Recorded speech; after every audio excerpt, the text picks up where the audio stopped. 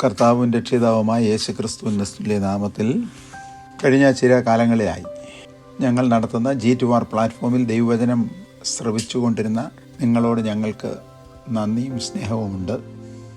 എല്ലാവർക്കും ക്രിസ്തുയേശുവിൻ്റെ നാമത്തിൽ വന്ദനം. പത്രോസ് എഴുതിയ ഒന്നാമത്തെ ലേഖനം 2-ാമത്തെ അധ്യായം 10-ാമത്തെ വാക്യം അടിസ്ഥാനമാക്കിയാണ് രാജകീയ പുരോഹിതവർഗം എന്ന വിഷയം വ്യാഖ്യാനിച്ചു വരുന്നത്.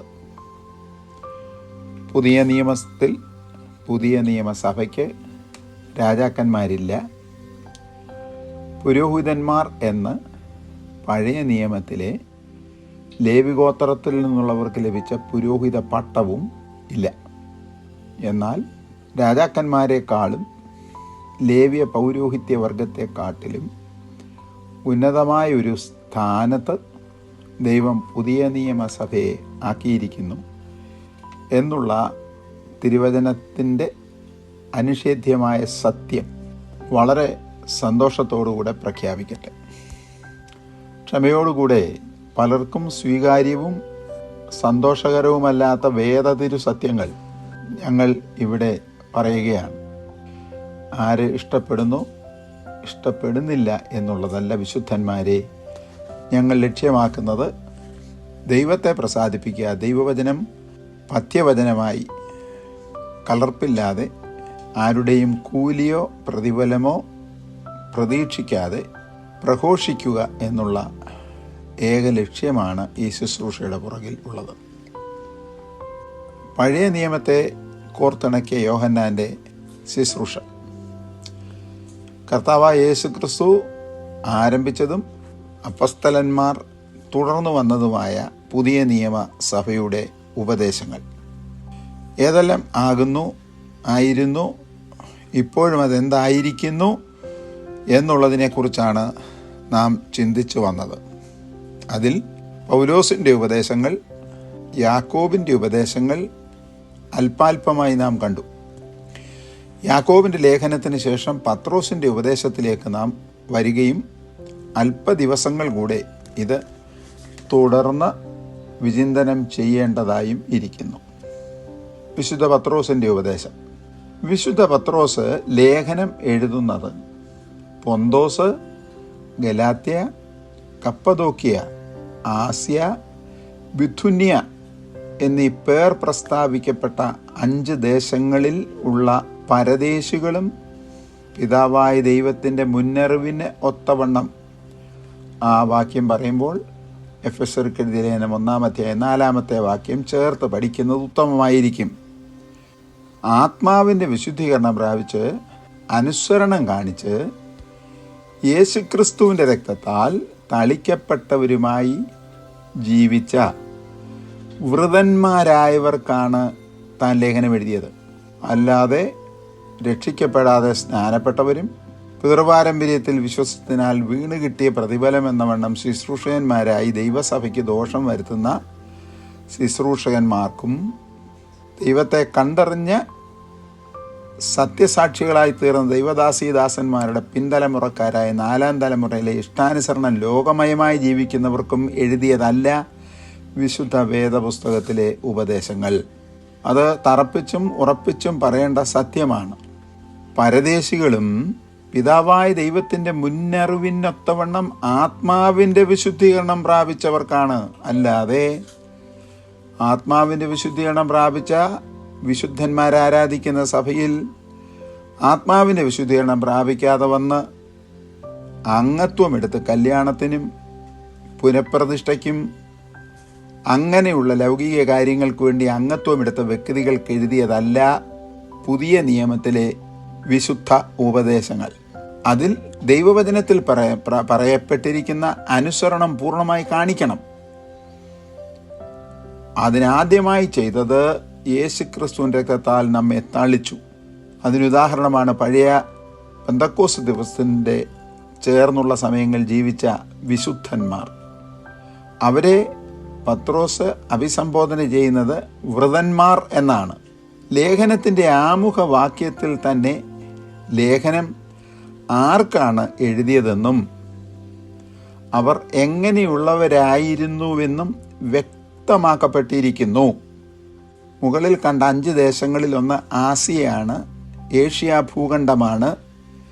ഈ ലേഖനം എഴുതപ്പെട്ട AD 50, 51, 52 വർഷങ്ങളിൽ 48 ആയപ്പോഴേക്കും ഇന്ത്യയിൽ തോമസ് ശ്ലീഹ സുവിശേഷം കൊണ്ടുവന്നു, ഇവിടെ സഭകൾ ഉണ്ടായി എന്ന് അനുമാനിക്കപ്പെടുന്നുണ്ട്. അപ്പോൾ ഈ ലേഖനം എഴുതിയത് എന്നെ കേൾക്കുന്ന മലയാളക്കരയിലുള്ള വിശ്വാസികളുടെ ആത്മീയ പിതാക്കന്മാർക്ക് കൂടെയാണ് എന്ന് മറന്നു പോകരുത്. മുകളിൽ പറയപ്പെട്ടിരിക്കുന്ന ദേശങ്ങളിൽ ചിതറിപ്പാർക്കുന്നവരും പരദേശികളുമായി തങ്ങളെ തന്നെ എണ്ണപ്പെട്ടവരായിരുന്നു ആദ്യ നൂറ്റാണ്ടിലെ വിശുദ്ധന്മാർ. ഇത് ഞങ്ങളുടെ സ്വദേശമാണ്, ഇത് ഞങ്ങൾക്കുള്ളതാണ്, ഞങ്ങൾ ഇവിടെ നിരന്തരമായി താമസിക്കും, ഇവിടെ സ്ഥാവരജംഗമ വസ്തുക്കൾ ഞങ്ങളുടെ സ്വന്തമാണ് എന്നുള്ള യാതൊരു അവകാശവാദവും പഴയ കാലത്തുണ്ടായിരുന്ന വിശുദ്ധന്മാർക്ക് ഇല്ലായിരുന്നു. രണ്ടാമത്, അവർ പിതാവായ ദൈവത്തിൻ്റെ മുന്നറിവിനൊത്തവണ്ണം ആത്മാവിൽ വിശുദ്ധീകരണം പ്രാപിച്ചവരും അനുസരണം കാണിക്കേണ്ടതിനായി യേശുക്രിസ്തുവിൻ്റെ രക്തത്താൽ തളിക്കപ്പെട്ടവരുമായ വൃതന്മാരായിരുന്നു. നമ്മുടെ ദൈവത്തിനുള്ള ഗുണാതിശയത്തെക്കുറിച്ച് പഴയ നിയമത്തിലെ ഒരു വാക്യം ഉദ്ധരിച്ചു കൊള്ളട്ടെ. യെശയ്യാവിൻ്റെ പ്രവചനം 46 10 വാക്യം. ആദിയിൽ തന്നെ അവസാനവും പൂർവകാലത്ത് തന്നെ സംഭവിപ്പാനുള്ളതും ഞാൻ പ്രസ്താവിക്കുന്നു, എൻ്റെ ആലോചന നിറവേറും. ആ സർവജ്ഞാനിയായ ദൈവത്തിൻ്റെ സർവജ്ഞാനത്തിൽ ഉൾപ്പെട്ട വിഷയത്തിൻ്റെ അടിസ്ഥാനത്തിലാണ് ദൈവം നമ്മെ മുൻകണ്ടത്. മൂന്നാമത്, ഇவ்வித അനുഭവം ഉള്ളവർക്ക് ലഭിക്കുന്ന സ്വർഗീയ അനുഗ്രഹം ദൈവകൃപയും ദൈവിക സമാധാനത്തിൻ്റെയും വർധനവത്രേ. ലഭിച്ചതുകൊണ്ട് അത് നിന്നു പോകുന്നില്ല, അത് വർദ്ധിച്ചുകൊണ്ടേ ഇരിക്കണമെന്നർത്ഥം. വിഷയം ഇവിടം കൊണ്ടും അവസാനിപ്പിക്കാതെ തൻ്റെ 2 ലേഖനങ്ങളിലും സാർവത്രികമായി അന്നു മുതൽ ഇന്നുവരെയും തുടർന്നും സഭായുഗം എന്ന ദൈവീക പരിപാടിയുടെ അന്ത്യം വരെ ഇഹത്തിലുള്ള സകല സഭകൾക്കും നിരന്തരമായി അനുസരിക്കേണ്ടതായ ഉപദേശങ്ങൾ, സഭകളിൽ കടന്നു വരുവാൻ സാധ്യതയുള്ള ദുരുപദേശങ്ങൾ, അതിനാൽ ഉളവാകുവാൻ സാധ്യതയുള്ള അപകടങ്ങൾ, അതിനെതിരായുള്ള മുന്നറിയിപ്പുകൾ ആദിയായവ ഈ 2 ലേഖനങ്ങളിലും ഉള്ളത് വളരെ സംക്ഷിപ്തമായി ഒന്ന് ശ്രദ്ധിക്കുന്നത് നന്നായിരിക്കും. എന്തിനെന്നാൽ നാം ജീവിക്കുന്ന ഇന്നത്തെ കാലത്ത് അന്നത്തെ കാലത്തുണ്ടായിരുന്നതായി അപ്പസ്തലന്മാർ രേഖാമൂലം എഴുതി വെളിപ്പെടുത്തിയിരിക്കുന്ന അനാത്മീയ നടപടികൾ ഇന്നുണ്ട്, അന്നുണ്ട്, എന്നും ഉണ്ട്. അത് നമ്മെ കാണിക്കേണ്ടതിന് വേണ്ടിയാണ്. ഇവിടെ എഴുതുകയാണ്, ഇന്ന് മാത്രമല്ല നാനാവിധ പരീക്ഷകൾ വിശുദ്ധന്മാർക്കുള്ളത്, അന്നുമുണ്ടായിരുന്നു. എന്തിനധികം രക്ഷകനായ കർത്താവിനെ തന്നെ പരീക്ഷയിൽ കടത്തിവിട്ടില്ലേ? അതുകൊണ്ട് 1-ാമത്തെ അധ്യായം 6-ാമത്തെ വാക്യത്തിൽ പൗലോസ് പൂർവത്തിൽ പറഞ്ഞിരിക്കുന്ന വിഷയത്തെ പത്രോസ് ഇവിടെ ഉദ്ധരിച്ചു പറയുകയാണ്. അല്പകാലത്തേക്ക് നാനാവിധ പരീക്ഷകളാൽ, ടെംപ്റ്റേഷൻസ് ആൻഡ് ട്രയൽസ്. ടെംപ്റ്റേഷൻ എന്നുള്ളതിൻ്റെ മൂലപദം പെറിയാസ്മോസ് എന്നാണ്. എന്നാൽ പരിശോധന എന്നുള്ളതിൻ്റെ മൂലപദം പ്യൂറോസിസ് എന്നാണ്.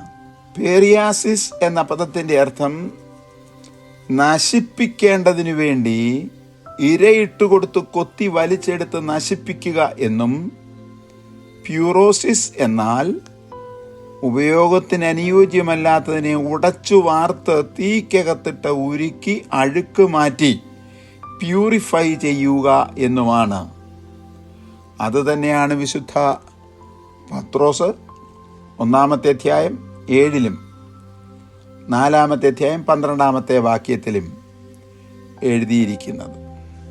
രണ്ടാമത്, നിങ്ങളുടെ വിശ്വാസത്തിൻ്റെ പരിശോധന ശ്രദ്ധിക്കുക. പ്യൂറോസിസ് വിലയേറിയത് അതിൻ്റെ അനന്തരഫലമോ ക്രിസ്തുവിൻ്റെ പ്രത്യക്ഷതയിൽ പുകഴ്ചയ്ക്കും തേജസ്സിനും മാനത്തിനുമായി കാൺമാൻ ഇടവരും.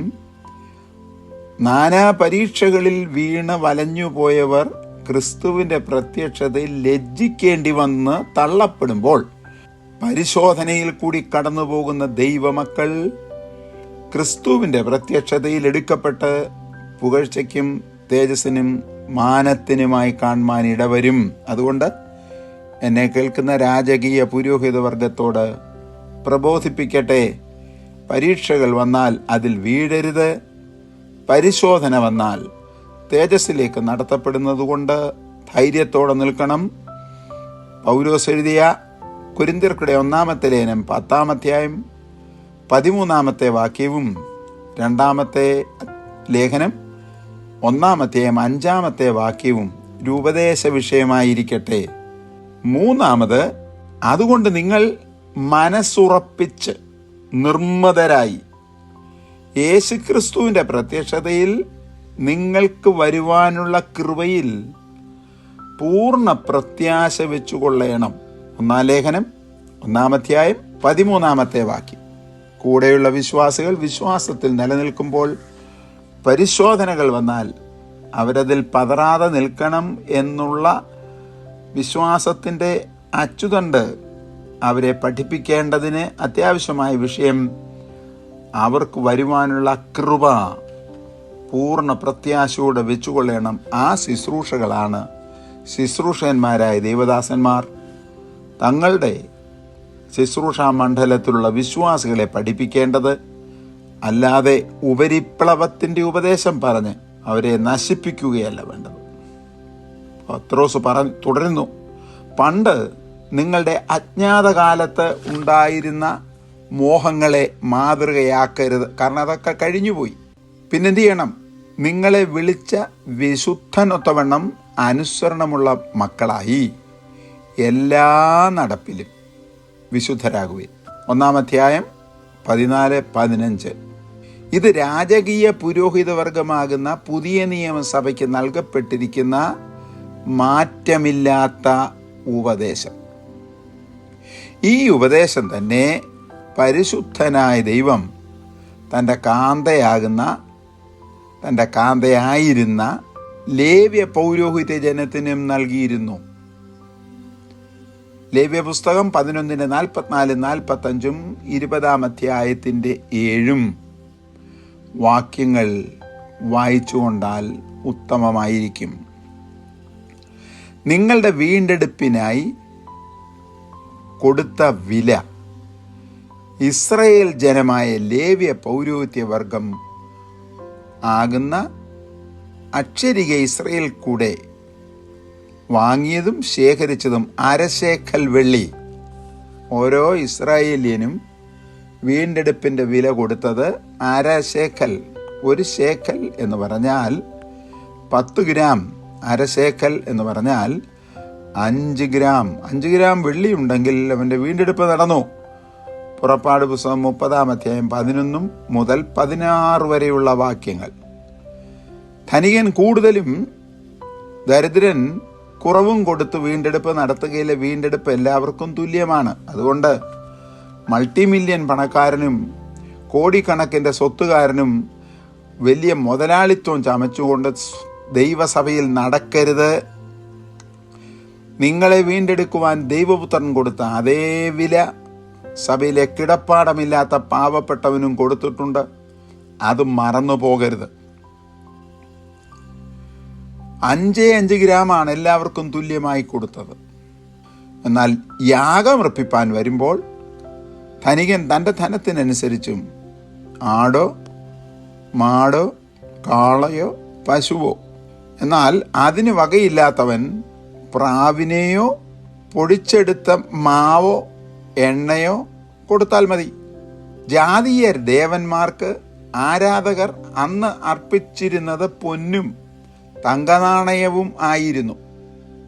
അതുകൊണ്ടല്ല ദൈവസഭയിൽ ഇസ്രായേൽ ജനത്തെ ദൈവം വേർതിരിച്ചെടുത്തത്. പിന്നെയോ ആരാലും വിലമതിക്കുവാൻ സാധിക്കാത്ത പുതിയ നിയമസഭയുടെ വീണ്ടെടുപ്പിൻ്റെ വിഷയമാണ് ഇവിടെ ഇപ്പോൾ പറയുന്നത് ആരാലും വിലമതിക്കുവാൻ കഴിയാത്ത ക്രിസ്തു എന്ന നിർദോഷവും നിഷ്കളങ്കവുമായ വിലയേറിയ രക്തം, ബ്ലഡ് എന്ന ഇംഗ്ലീഷിലും ഹൈമ എന്ന HAIMA എന്ന യവന പദത്തിലും എഴുതിയിരിക്കുന്നു.